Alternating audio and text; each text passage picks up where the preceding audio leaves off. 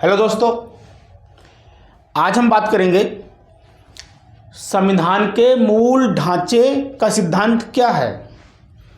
Basic structure of the constitution. ये सिद्धांत हमारे मूल संविधान में नहीं था, बाद में सर्वोच्च न्यायालय ने एक मामले में दिया है। इस सिद्धांत के बारे में जानने से पहले हमें 3 प्रश्नों का ज्ञान होना चाहिए। पहला प्रश्न है कि भारत के संविधान में संशोधन कौन कर सकता है। उसका आंसर है भारत की संसद। दूसरा प्रश्न बनता है कि हमारे संविधान का संरक्षक अर्थात गार्जियन कौन है। उसका आंसर है सर्वोच्च न्यायालय। तीसरा प्रश्न बनता है मूल अधिकारों से। आर्टिकल 13 यानी मूल अधिकारों वाले भाग में यह लिखा हुआ है कि राज्य ऐसी कोई भी विधि नहीं बनाएगा जो मूल अधिकारों का उल्लंघन करती हो। यदि राज्य ऐसी विधि बना देता है जो मूल अधिकारों का उल्लंघन करती है तो वो उल्लंघन की सीमा तक शून्य हो जाएगी। अब इन तीनों प्रश्नों को अगर हम मिला जुला कर देख लें तो ये विवाद की जड़ बन जाते हैं। ये विवाद पहुंच जाता है सर्वोच्च न्यायालय में। जब संसद ने संविधान में संशोधन किया, पहला संशोधन किया, उसको सर्वोच्च न्यायालय में चुनौती दी गई शंकरी प्रसाद के मामले में। इसी प्रकार 17वां संशोधन किया संसद ने तो सज्जन सिंह के मामले में चुनौती दी गई। इन दोनों ही मामलों में सर्वोच्च न्यायालय ने यह कहा कि संसद संविधान के किसी भी भाग में संशोधन कर सकती है। उसके बाद एक ऐतिहासिक फैसला आया जिसे हम गोलकनाथ के फैसले के नाम से जानते हैं। 1967 में गोलकनाथ बनाम पंजाब राज्य के मामले में सर्वोच्च न्यायालय ने अपने जो पिछले डिसीजन दिए थे उसको पलट दिया और यह कहा कि संसद मूल अधिकारों में संशोधन नहीं कर सकती। यह 11 जजों की पीठ थी जिसमें 6-5 से डिसीजन दिया गया। इसके बाद संसद ने 24वां संशोधन पारित किया। गोलकनाथ के मामले को पलटना था तो एक तरीके से भारत की संसद और भारत की सर्वोच्च न्यायालय यानी विधायिका और न्यायपालिका दोनों में झगड़ा हो गया, विवाद चल गया कौन सर्वोच्च है। तो 24वां संशोधन जब संसद ने पारित किया तो उसने संविधान में यह उपबंध कर दिया कि संसद संविधान के किसी भी भाग में संशोधन कर सकती है, यहां तक कि मूल अधिकारों में भी संशोधन कर सकती है और भारत का राष्ट्रपति संविधान संशोधन वाले विधेयक पर अनुमति देगा शब्द रखा गया। इसका मतलब क्या है कि भारत का राष्ट्रपति संविधान संशोधन से संबंधित विधेयक को वीटो नहीं कर सकता, मने नहीं कर सकता, अनुमति देगा। उसको साइन करने पड़ेंगे क्योंकि संविधान में लिख दिया गया। अब 24वें संशोधन को चुनौती दी गई केशवानंद भारती के मामले में 1973 में। अब हम आ गए मूल मुद्दे पर। केशवानंद भारती, यही वो वाद है जिसमें मूल ढांचे के सिद्धांत दिया गया था।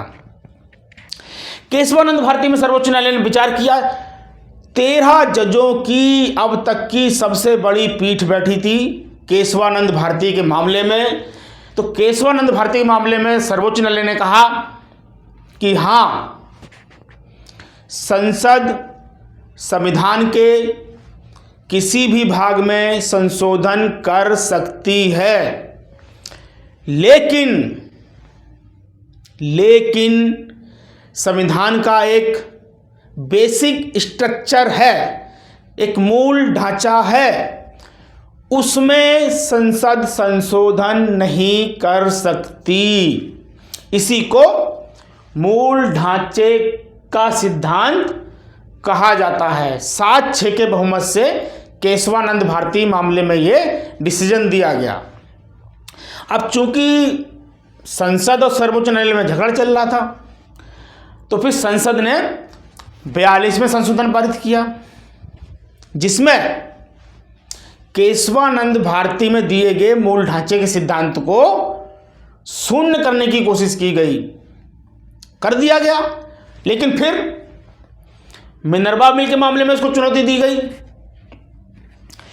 तो सर्वोच्च न्यायालय ने यह कहा कि आपने 42वें संशोधन द्वारा जो संशोधन किए हैं वो संशोधन शून्य हैं, अवैध हैं। क्यों? जुडिशियल रिव्यू यानी न्यायिक पुनर्विलोकन संविधान का मूल ढांचा है, आप उसे खत्म नहीं कर सकते। इस प्रकार मूल ढांचे के सिद्धांत को केशवानंद भारती में दिया और मिनर्वा बिल के मामले में वेरीफाई कर दिया।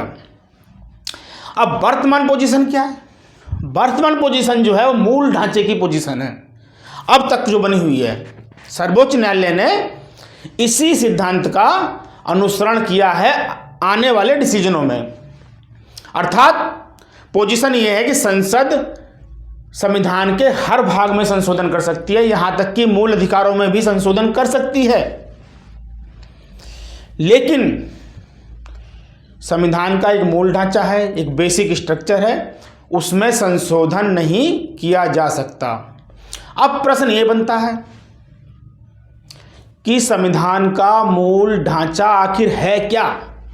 क्या सर्वोच्च न्यायालय ने इसकी एक सूची बना के दी है, लिस्टेड करके दिया है? नहीं। सर्वोच्च न्यायालय ने यह कहा है कि संविधान का मूल ढांचा क्या है, क्या नहीं है, यह प्रत्येक मामला जो उसके सामने पहुंचेगा उस पर विचार करके दिया जाएगा। उसने सूची नहीं बनाई है कोई। फिर भी हम एक सूची बना सकते हैं जो सर्वोच्च न्यायालय ने डिसीजन दिए हैं उनको आधार बनाते हुए। जैसे आर्टिकल 32 है, जुडिशियल रिव्यू है, धर्मनिरपेक्षता है या संविधान की सर्वोच्चता है, संसदीय शासन प्रणाली है, ये सब संविधान के मूल ढांचे हैं। लेकिन प्रत्येक मामले पर विचार करके ही सर्वोच्च न्यायालय यह तय करेगा कि संविधान का मूल ढांचा क्या है, क्या नहीं है। ये तो रहा मूल ढांचा। अब हम आते हैं अपने मूल मुद्दे पर कि इस मूल ढांचे के सिद्धांत पर प्रश्न कौन से बनते हैं, अक्सर जो पूछे जाते हैं प्रश्न। तो सबसे पहला प्रश्न बनता है कि यह मूल ढांचा है क्या? सीधी सी परिभाषा है एक लाइन की। कुछ ऐसे उपबंध हैं संविधान में जिनका निराकरण नहीं किया जा सकता, जिनमें संशोधन परिवर्तन नहीं किया जा सकता, ऐसे उपबंधों को ही मूल ढांचा कहा जाता है। दूसरा प्रश्न बनता है कि मूल ढांचे का सिद्धांत किस बाद में दिया गया था? असली प्रश्न यही है जो छोटे से लेके बड़े स्तर तक के एग्जाम में पूछा जाता है। यूपी पुलिस से लेके, लेखपाल से लेके, आरओ, एआरओ, पीसीएस और सबसे उच्च आईएएस, वहां तक की सभी एग्जामों में ये पूछा जाता है अक्सर प्रश्न कि मूल ढांचे का सिद्धांत सर्वोच्च न्यायालय ने किस बाद में दिया था। इसको आप रट लीजिए, केशवानंद भारती, केशवानंद भारती, केशवानंद भारती। 1973 मूल ढांचे का सिद्धांत केशवानंद भारती के बाद में सर्वोच्च न्यायालय ने दिया था। एक प्रश्न यह बनता है कि मूल ढांचा का सिद्धांत दिया किसने था? जाहिर सी बात है सर्वोच्च न्यायालय ने दिया था। इसी से मिलता जुलता प्रश्न आता है, मूल ढांचे के सिद्धांत का स्रोत क्या है? स्रोत क्या है? न्यायपालिका, न्यायिक डिसीजन, न्यायिक व्याख्या। संविधान में नहीं था पहले, ये न्यायिक व्याख्या है इसका स्रोत। एक अंतिम प्रश्न और बनता है कि सर्वोच्च न्यायालय की अब तक की सबसे बड़ी खंडपीठ किस मामले में बनी थी? तो वो बनी थी केशवानंद भारती के मामले में। 13 जजों की पीठ थी अब तक की सबसे बड़ी। इसी में एक प्रश्न और बन जाता है कि दूसरी सबसे बड़ी खंडपीठ कब बनी थी?